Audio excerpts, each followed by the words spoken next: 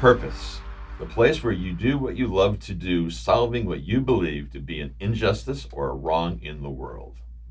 Today, my friends, we have a guest who is living out his definition of purpose in a really big way. Bob Dalton, welcome to Conscious Curiosity SD. Thanks for having me. Bob is the founder of Sackcloth and Ashes, a company that donates a blanket to local homeless shelters for every blanket sold. He is recognized for inspiring local action and has been named a Forbes Changemaker and a CNN Champion of Change. He's an advocate for localism, aiming to inspire people to get involved in their communities through his foundation, Love Your City. Bob, I love your definition of purpose. It's totally in line with the jailbreak leadership process for helping people identify their purpose in 2 words. It's the, what's the thing that gets you out of your seat that you just go, that's a wrong in the world, and it ties it to your skill set, your ability to go actually do something about that. So, man, we're in line with that one. I love it. Yeah. So talk about, learn a little bit about your purpose and how did purpose drive the business here. This is amazing. Yeah, I started my journey, I would say, sophomore year in high school. I was a part of an organization called Young Life. It's a Christian ministry. And I just had a lot of good leaders in my life from that organization to kind of surround me and support me. One in particular, his name's Todd Tardy. He was a mentor figure of mine and really the first guy that I was like, man, I really want to be like that. He was somebody who loved his community, loved his family, loved God. And he was the first kind of inspiration for me to be like, because I want to be like that, it's not like I dream to be a part of business or build a career or anything. It's like I want to build my life around giving back. That's where that came from, the roots of where that came from. So at 19, when I graduated high school, I moved to Central Oregon. I'm from the Oregon coast, moved to Central Oregon to Monmouth, Oregon, and there was no Young Life there. And so I was like, I'm going to start Young Life. And so I, instead of going to college, I started this nonprofit sector in Monmouth, Oregon.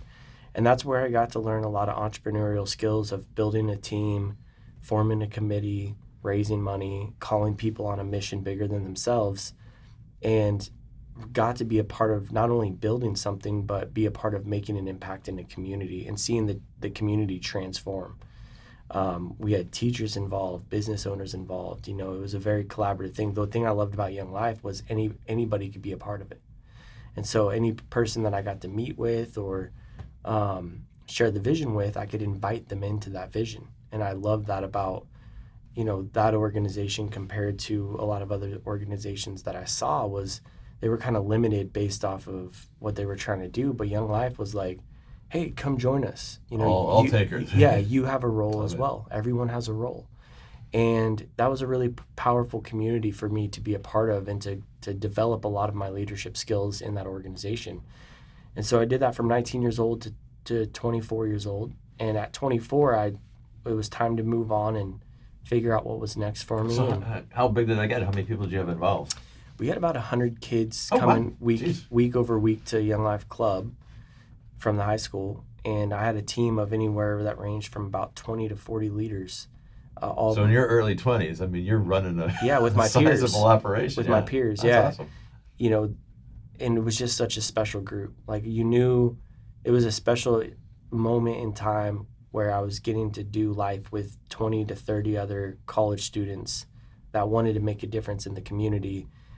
And I remember looking at them all the time and being like, man, these guys are going to go out and do amazing things in the world. And would you say that a lot of them have. Would you say that mission that you had, was that the big drawing card that people just could grab onto and say, yes, I want to be part of that thing that's bigger than just me? Yeah. Everyone, when I started it and we had our first few meetings, probably for the first 3 to 6 months, I realized pretty quickly, like, we need to build some camaraderie with this group before we go out and try to accomplish anything. Yeah, who are we? Yeah, who are we? Yeah, exactly. We were all working through different shit, and our own stuff, And that's when I was like, man, I want to just take a season with, people my age, but we're all kind of figuring this out, where we're at in life, where we're at with God, where we're at with finding things that are ways that we can contribute. And out of that was a result of seeing this community really come together for kids in the high school and junior high kids. So the Young Life Club for the high school ended up being like anywhere from 50 to 100 kids per week, and then the junior high ended up growing to about 100 kids per week.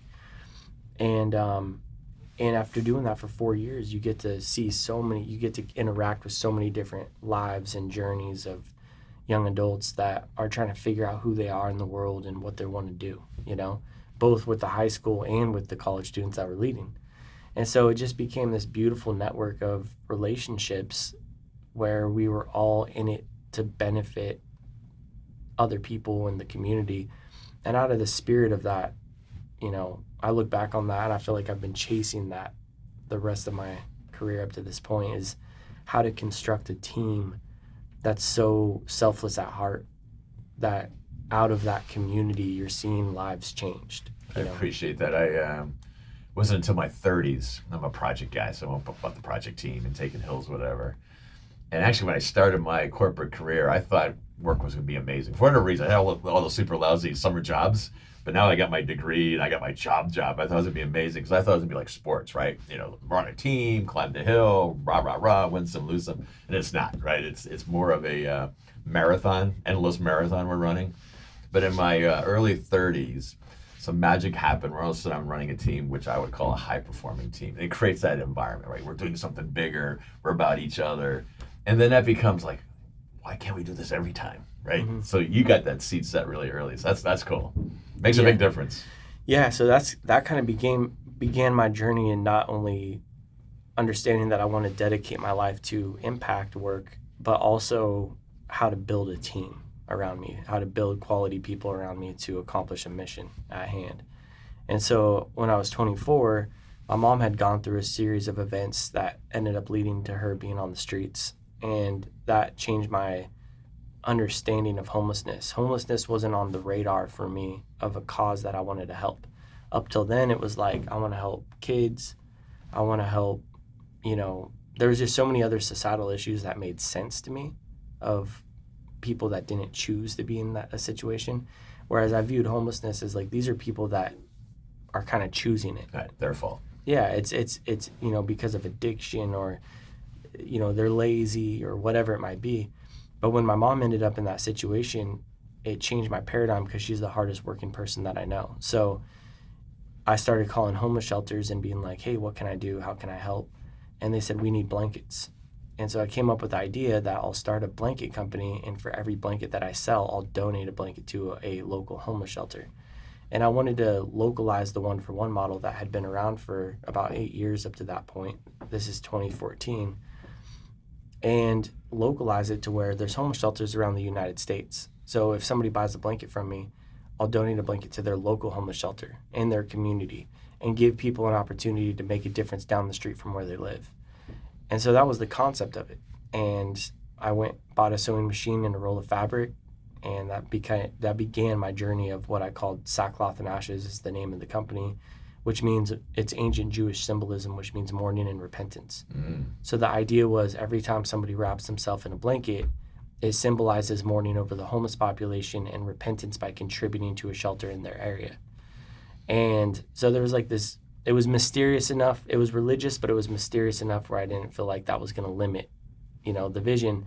And there was this kind of underlining meaning that wasn't just, I'm wanting everyone to become more aware and repent of judgment that they've had toward people on the street.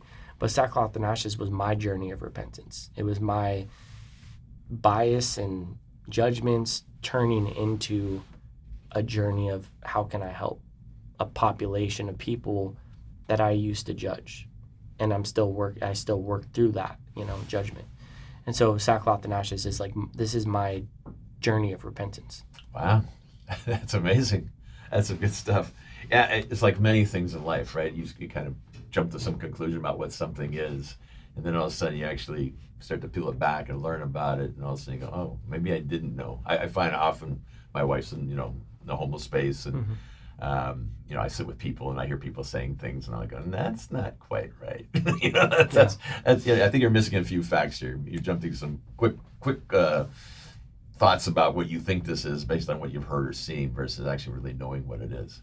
Yeah, and it's very complex, because it's a national conversation and a local issue.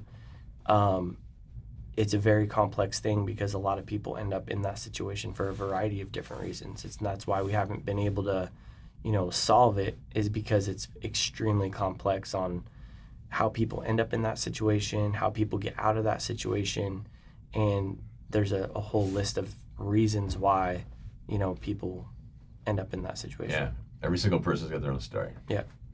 You said something earlier that I'd like to dig a little bit, like how to build that team. Talk about that a little bit. What did you learn? How do you do that?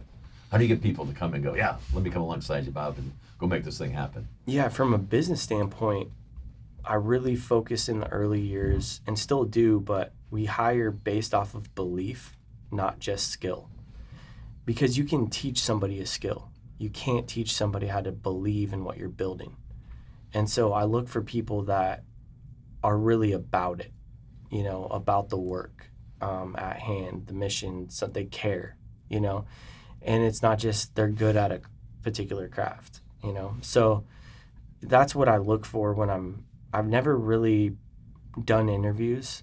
I've never put out, applications for people to fill out and stuff like that. My team up to this point, after 10 years, has been networking and finding quality people. I love hiring quality people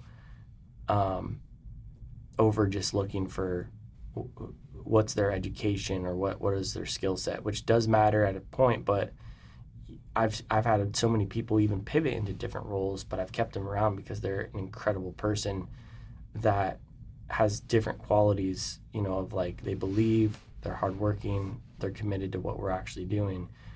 And so that puts people in a place where they're constantly learning, and I can work with that, Right. And then from a practical standpoint, once you get people on a team, it's really a matter of having consistent conversations where you start to see different roles not performing well. And that's because of one of three reasons. And we've been able to vet out so many different people and just overall the team based off of these three things. Is if performance is dipping, it's because expectations weren't made clear. So that's a leadership thing. Number two is your heart's not in it anymore.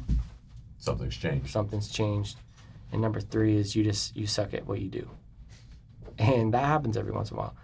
And so you have a conversation when somebody's performance is dipping on the team. To maintain a healthy culture and a performing team, you walk through those three things. And if they say expectations hasn't been made clear, then you lay out the expectations and own it. And then if you have to have the conversation again, you go, hey, we laid out the expectations. Is your heart not in anymore, or are you just not good at what you do? And if it's one of the other two, it's not beneficial for them, and it's not beneficial for the team overall for them to stay in that role. And so you got to get to the bottom of that as fast as you can, because what you don't want is just people on your team that have become stagnant, not performing, and if it's expectations, lay it out. But if it's one of the other two things, you got to pivot extremely fast. Yeah, and it could be that putting the right person in the right seat of the bus is sometimes the issue too. Like you say, maybe you kind of suck at what you're doing, but maybe it's like, hey, you could be great somewhere else in the business. And I love it. Passion, I always love exploring that before letting someone go, because it's like, you want to keep the culture and the team intact as much as you can. And if there's no other role for them, then you obviously don't want to waste resources and waste their time. But I love exploring and getting creative on what other roles do we have, or what role can we create that could bring potential value to what we're building. So we were talking earlier before we started recording that you've got people kind of scattered kind of all over the place. You got manufacturing up in Oregon, you're down here, you've got people in Hawaii, naturally. Mm-hmm. How do you deal with the remote aspect of all that? Yeah, we went very remote when COVID hit, where the team just had more flexibility to go and live and be where they want to be. And so in order to have a really successful remote company where employees are scattered everywhere, we had to streamline communication. Communication is the lifeblood of a company. And in order to do that, we eliminated phone calls, eliminated text messages. So nobody in the company really calls or text messages. And we moved all of our communication to Slack, mostly internally, and email for external communication. You can schedule a call or a Google Meet with someone on the team. When you're collaborating, you need to talk through something. But if we're going to streamline communication, no more phone calls, no more text messages. Because what happens is one of two things. One, it's constant interruption. So if you're working on something and you get a phone call and oh, you got 5 minutes, it turns into 30. Right. You completely disrupt a workflow, and in progress. And then two, it keeps people out of the loop. So you might go, if I call you and you're answering questions for me, and now we got to fill this other person in. Now we're just wasting time.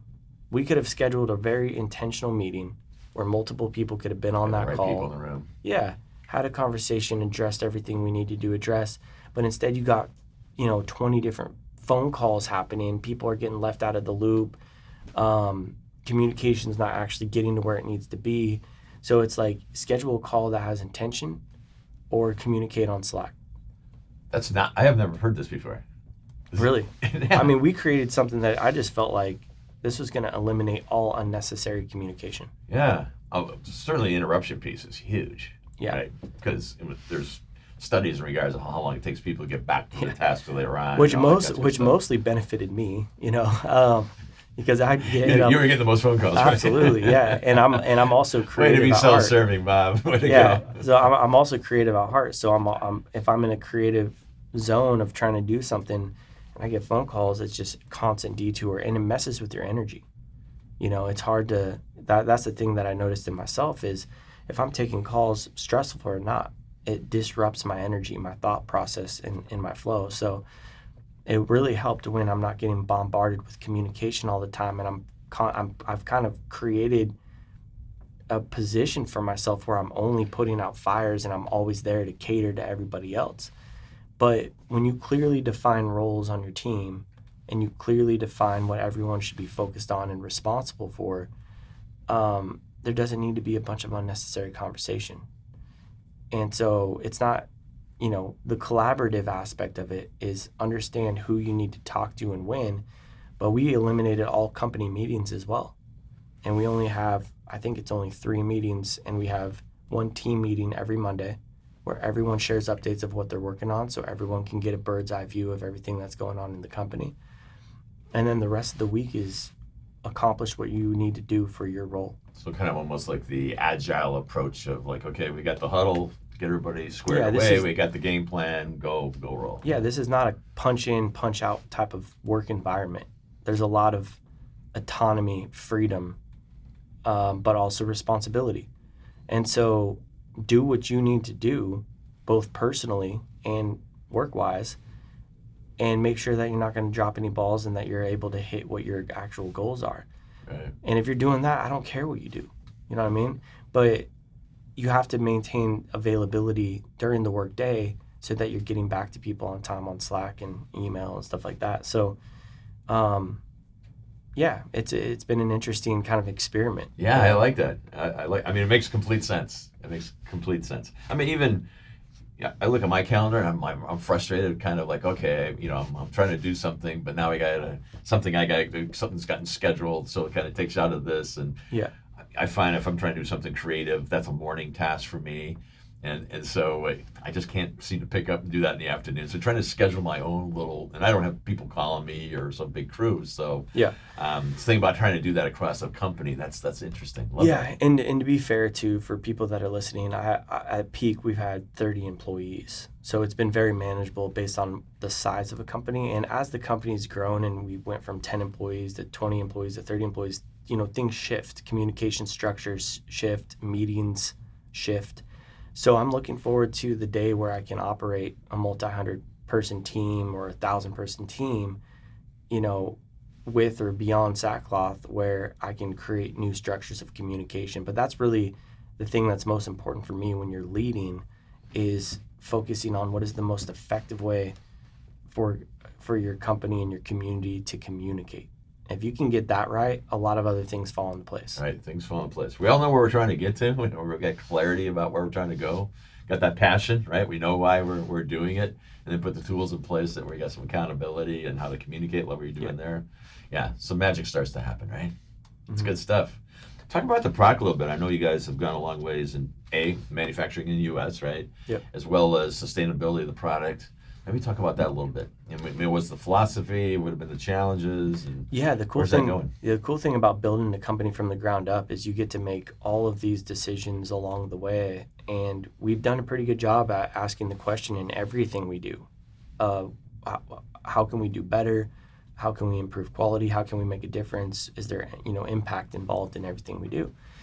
And so when I went from fabric from Joann's, we started then So buying. truly, the first blanket was First blanket was Joann's fabric, in made you. by me. Made by you. Perfect. And it's questionable on like the made part. It's pretty scraggly. You still have it by some chance? I do. Yeah, I got the first one. Nice. But we went from that to pre-ordering blankets that were pre-made and getting them shipped to us in kind of the middle stage. And then when we really started scaling in year 2, we found an incredible manufacturer in Florence, Italy, who makes fabric. And it's out of Prato, Italy. And it's just a community that's known for making fabrics. And they make quality fabric. They make it out of recycled material. So it starts as T-shirts and sweatshirts, and fabric gets imported.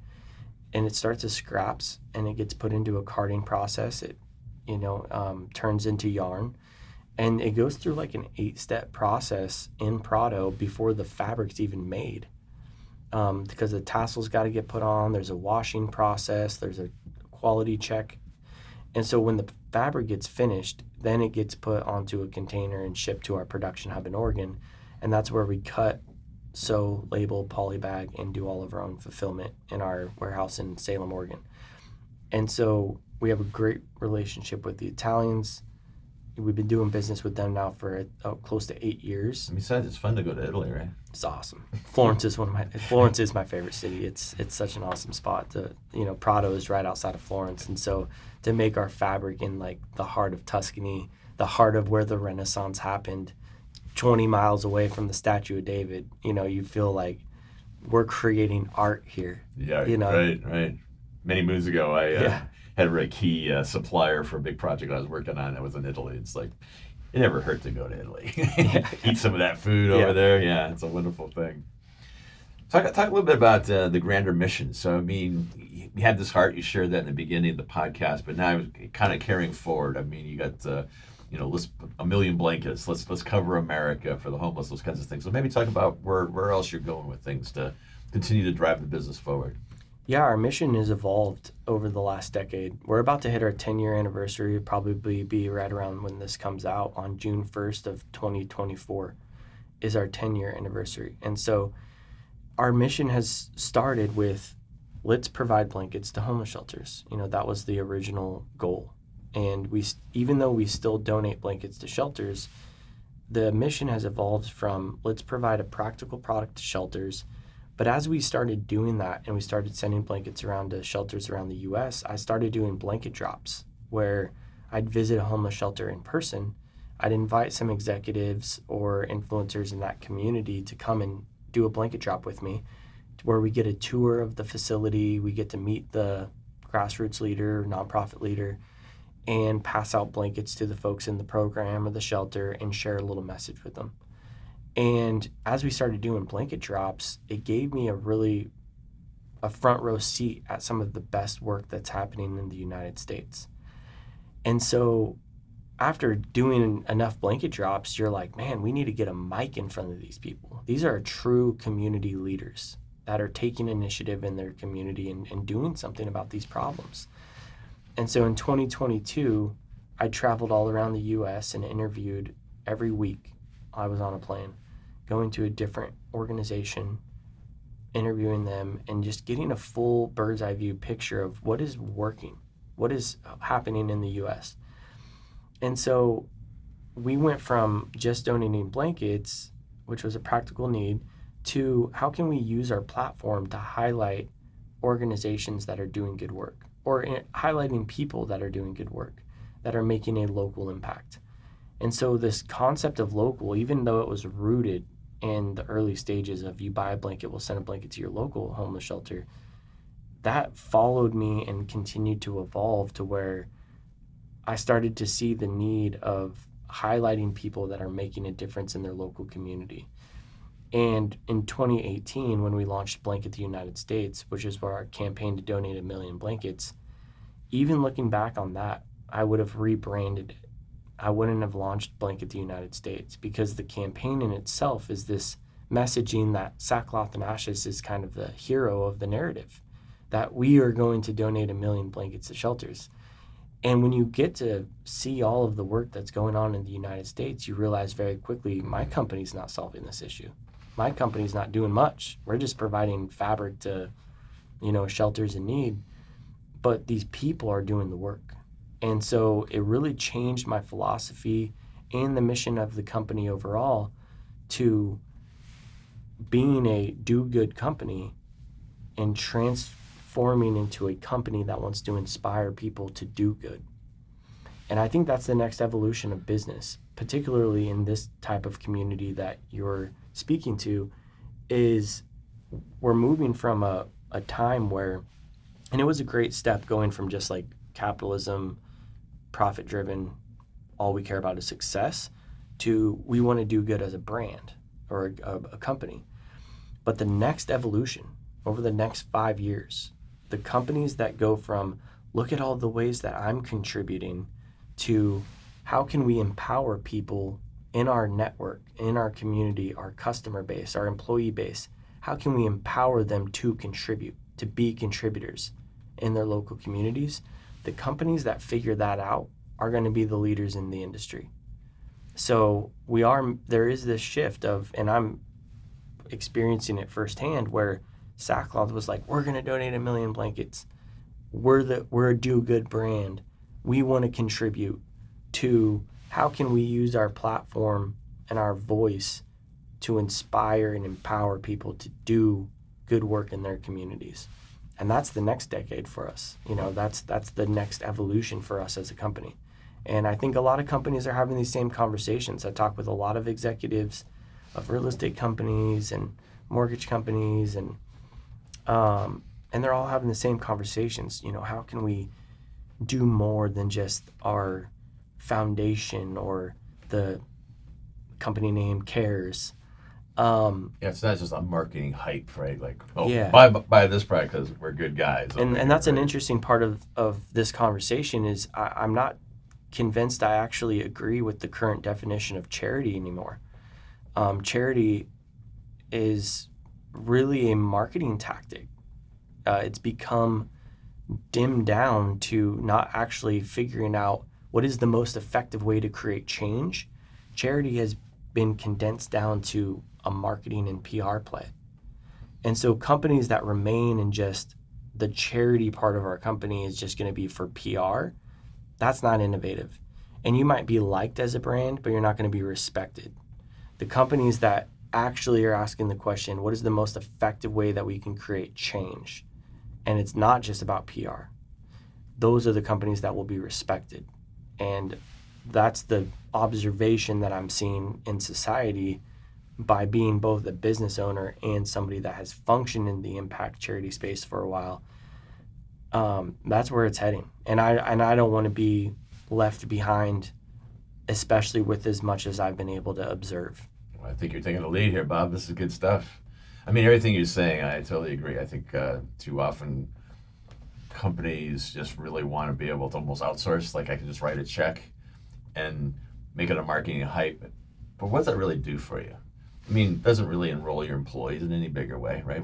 Okay, fine, whatever. I mean, you want to do something where people show up every day and go, man, I'm part of something bigger. We're doing something really unique here, right? I'm inspired to come to work at this company because the stuff we do, what we do is a platform for doing something much more amazing. Yeah, what's really interesting about this is what we need the most in society overall is public participation.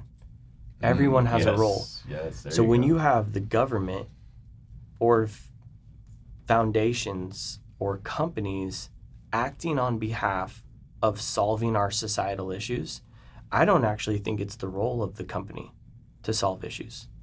I think it's the role of the company to empower their people to take action in certain ways and to get involved in certain ways.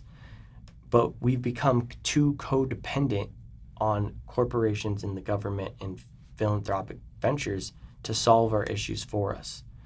And I think that's one of the biggest obstacles that we're facing right now in seeing progress in these issues, is that we are too reliant on everyone else to solve our issues instead of taking individual responsibility.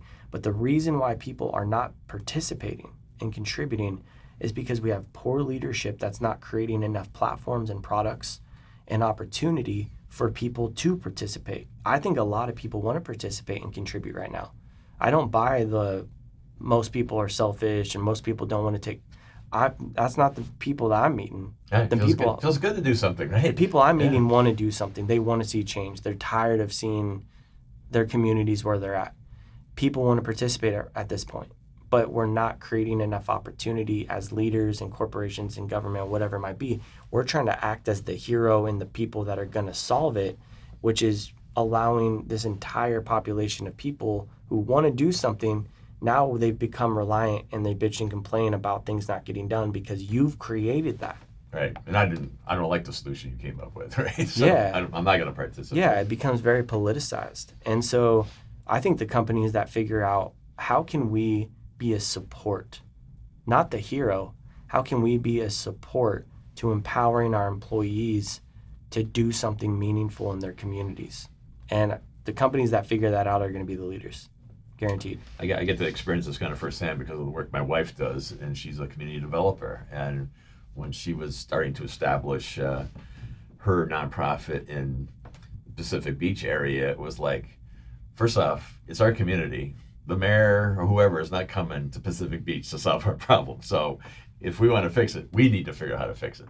This is our problem. This is our community. How do we enroll all the talent and knowledge and resources here locally to try and make something happen? So yeah, I get to live with that on a regular basis, and it works. People love to get engaged. Yeah, and the one thing that I'm working on now is we have condensed down inviting public participation to you can donate or you can volunteer. That's not innovative thinking. That is going to be, in the next 3 to 5 years, that will be a way of the past. Just telling people, if you want to get involved, you can donate or you can volunteer. That's not innovative. We need products and platforms that are integrated in people's everyday lives that are allowing them to participate in society on a bigger level. So I've been telling people, as cheesy as it is, the last 10 years I've been focused on the fabric of blankets, and this next 10 years I'm going to be focusing on the fabric of society. And I want to inspire new products and platforms to be created that's going to allow people to participate, and we don't have to be so codependent on the government, corporations, and foundations to solve our issues for us. It's not sustainable as we're seeing. Yeah, one of the things I see, I was sharing earlier that, we got the 5 different organizations, business organizations that support the podcast, right? We're trying to be the voice for these really excellent organizations with very purposeful companies, right? I mean, you and I know each other from the BBB. They're one of the folks. And just a couple weeks ago, we had a meeting together to talk about what would collaboration of these groups look like? Because even lofty, high-minded leaders still find themselves in silos. And if we can break down these silos and start to create communication and say, man, how can we just start to play together? I mean, I think the impact would be phenomenal. We got 15,000 or something nonprofits in the greater San Diego area. We probably don't need one more nonprofit. What we need is a handful of really good ones coming together and saying, all right, how do we go after homelessness versus 1,000 different ideas of it? So yeah, collaboration, that's kind of been my big mantra here lately. How do we play together? Yeah, that's really important. And I just gave a keynote message to a real estate company. And I said, if you want to be successful as a realtor, because realtors function kind of as their own individual entrepreneurs, they're building their own brand. If you want to be successful and stand out from all the other realtors out there, create good content, be an incredible communicator, and learn how to collaborate. And the collaboration piece is interesting because collaboration is different than networking. You can go and network and exchange cards and everything, but the people and the companies that can figure out how to collaborate is the most effective form of marketing. And So the people that are a little bit more closed off, or they want to stay in their, they want to kind of fight for their little position in their lane, they're not going to be, ironically, as much as they're trying to protect themselves or whatever, they're not going to be introduced on the level that they would want to if they can figure out creative ways to collaborate. And so that, I think, yeah, I've been preaching this for the last 5 years. Collaboration is the highest form of marketing by far. Well, then that takes you back to what you were talking about in the beginning. Team. Mm-hmm. Team is collaboration, right? That's everyone coming together with a common goal, everybody using their assets and multiplying, right? So that's the idea of the small team. How do we create bigger teams, right? How do we get organizations to collaborate? How do we get a community to collaborate? So, yeah. Yeah, like... And I don't know, me personally, the best times of my life has been when I'm on a team that's performing and doing well, right? I mean, that's like, you're talking about employee engagement and how do you get people to put them on a team that's winning, man. It sells itself. Yeah. Yeah, and a practical example for Sackcloth right now, that in a collaboration, is like we could pay so much money to paying for Facebook ads and like getting our brand name out there and promoting our product. And we do have a budget for that type of promotion.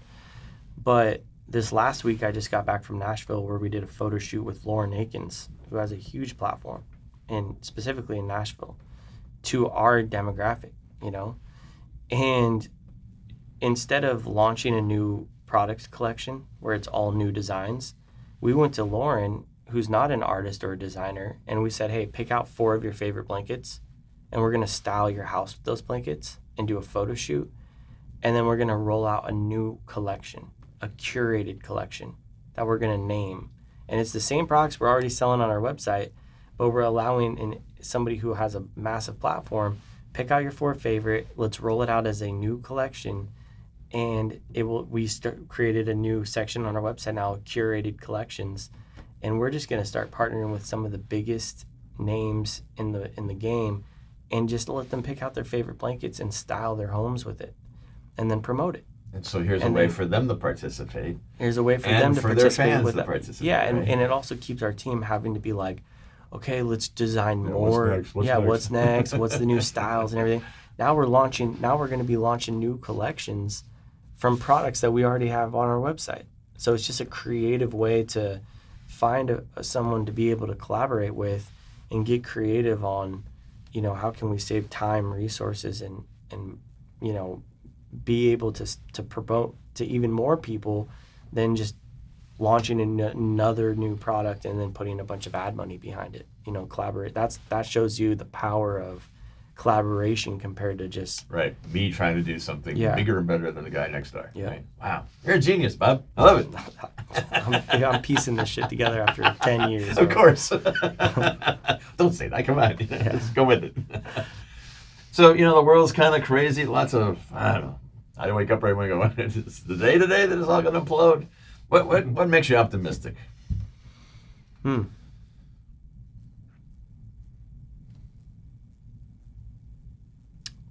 I think that I'm an entrepreneur at heart, so I'm not as much a philosopher where I'm sitting back and trying to theoretically try to paint what the future is going to look like and try to predict it. I'm of the assumption of I have the power to create it. I have the power to create what the future is going to look like. And I don't mean me, but I just mean us. Like, we don't have to sit back and try to predict the future of where things are going. And right now, they don't seem like they're going in a really positive direction. From a global standpoint, local standpoint, I'm asking the question, how can we create the future? What future do we want? And so for me, my optimism is not coming based off of me sitting back and saying, what is the reality in which I'm going to have to accept for myself, for my kids, for the future? I'm asking the question, what do I need to do to play my role to help create the future that I want to see? And so I'm more motivated than I am pessimistic or optimistic.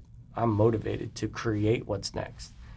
And so I think it plays into what I'm currently working on right now, which is I'm calling it the Localism Manifesto. And I'm currently writing it.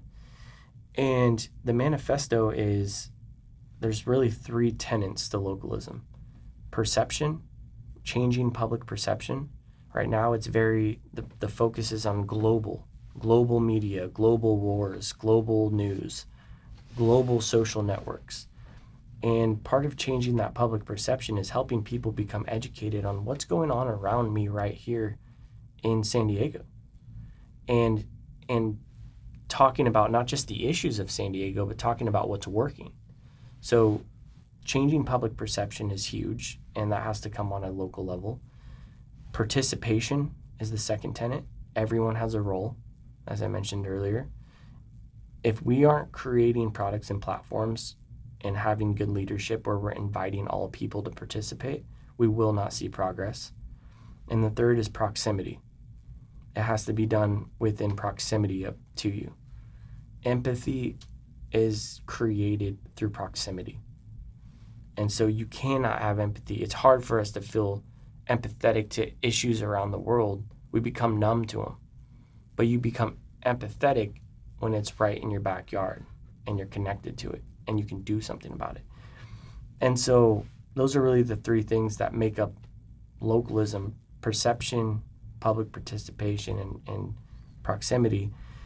And I'm writing this to not just diagnose what localism is, but to paint a future of what things could look like if localism was integrated more into society. And so I share that because that is so important, not just for me, but for everyone to understand that we have to take a little bit more control back, take a little bit responsibility back, and understand that we don't have to accept the reality in which is being currently painted for us of what the future is going to look like, but we have the ability to create the future. We have the ability to be a participant on a local level in something that we actually can change. But right now we're being presented with so many things that are completely out of our control, which leaves people powerless and hopeless. But that's not the space that I function in. So we're being overwhelmed at the moment. And you're saying, if I'm hearing you right, is ownership. Take ownership of what you got in your space and step into that. Yeah. And go do what you do. Yeah, and to be clear, I'm not blaming anybody that isn't taking action locally or participating right now or contributing. I think that time will come for you to do that in the future.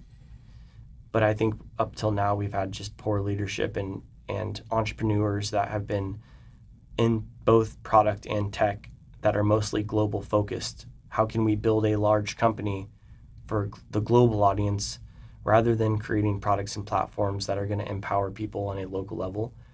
And I think localism will be integrated as a main counterbalance to globalism in the next 5 years. I would like to be a participant in helping bring that forward and inspire an entire new wave of entrepreneurs to start thinking on what those products and platforms will be that will open up the door for the public to participate on a whole nother level. I'm on team Bob Dalton. I love it. Sounds good. Well, believe it or not, we got to put a bow on this thing. One final question. So we talked for the last 40 plus minutes here. What's the one big idea you want people to walk away with? They didn't remember anything else, Bob. Remember this.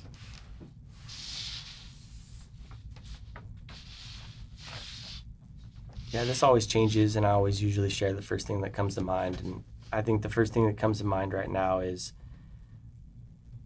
when I studied past manifestos, Karl Marx created, the Communist Manifesto, and he created all of his body of work, and it was out to answer one question: how can one be free? And that one question drove his entire body of work. And so when I learned that about him and that work and everything, I was like, man, I wonder what my question is. Like, what is the question that's going to drive my entire life's work?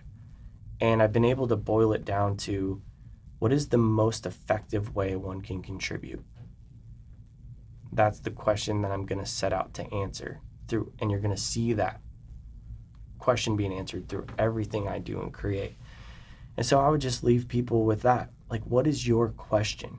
What is the question that you are setting out to answer with your life? And I think it's an important question to know. Wow. That's an excellent question. Excellent question. Bob, I appreciate you coming in, taking the time to be on the show today. Love the work you're doing. Love the story. But even more importantly, I love where you're going. I love the evolution of how things have been evolving for you, and you just keep walking through the doors. And I love this next step of localism, and I want to be part of that team. Let's make it happen here in San Diego. Let's start it here first. Yeah, we got a small army here behind this podcast, by the way. For sure, I'm grateful. Get you engaged in here. I'm grateful that you had me on, and that I am San Diego based. I'm trying to become more plugged in myself on what's happening in San Diego and how I can get involved and how I can contribute.